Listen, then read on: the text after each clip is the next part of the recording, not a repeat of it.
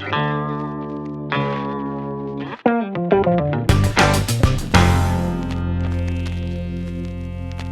vais vous parler d'un livre qui va peut-être vous faire peur quand vous allez voir ça. Ça s'appelle Rebecca Skloot, La vie immortelle d'Henrietta Lacks chez Kalman Levy. Alors Henrietta Lacks, elle est connue par beaucoup, la plupart des scientifiques du monde entier, parce qu'on appelle les cellules, de là vient le nom, les cellules LA. LA, vous voyez, Henrietta, le HE, et Lacks, le LA. Alors pourquoi, qui était Henrietta Lacks? C'est une jeune femme noire, elle meurt en 1951. C'est une jeune femme noire typique du sud des États-Unis, c'est-à-dire qu'elle est fille ou petite fille d'esclaves, elle travaille dans les champs de coton, elle a plusieurs enfants, elle est travailleuse, c'est une famille classique noire, pauvre. En 51, on lui découvre un cancer de l'utérus.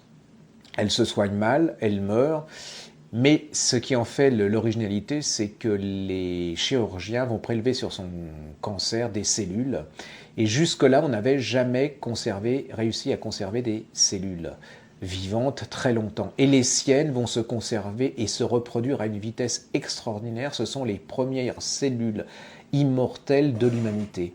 Elle va à un tel point que, on va les cultiver. Vous arrivez à des choses absolument extraordinaires, c'est que jusqu'à nos jours, on va avoir presque cultivé près de 50 millions de tonnes, je ne sais pas si vous imaginez, de cellules de cette femme. Le scandale, c'est qu'on va lui prélever sans qu'on lui ait demandé, sans que la famille soit au courant, et que la famille va l'apprendre dans les années 70 à peu près, et ça va être un énorme scandale. On va gagner beaucoup d'argent avec les cellules de cette femme, parce que elles vont être revendues dans les laboratoires, pour les laboratoires du monde entier. L'auteur va essayer de faire comprendre à ces gens qu'il n'y a rien de scandaleux à ce que la science utilise des parties de ce corps humain, de cette femme qui est morte. C'est aussi...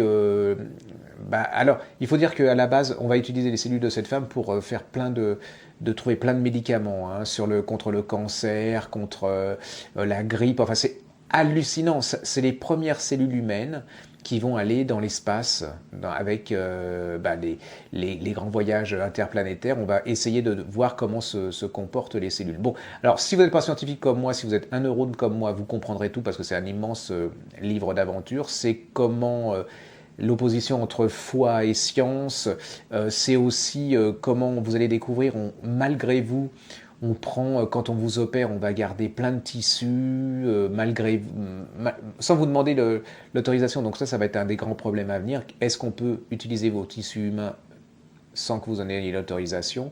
Vous allez voir qu'aux États-Unis, c'est une monnaie courante. Vous allez voir comment, par exemple, on a fait des expériences humaines sur des cancéreux jusque dans les années 63, sans rien leur dire et sans que personne trouve quelque chose à leur redire.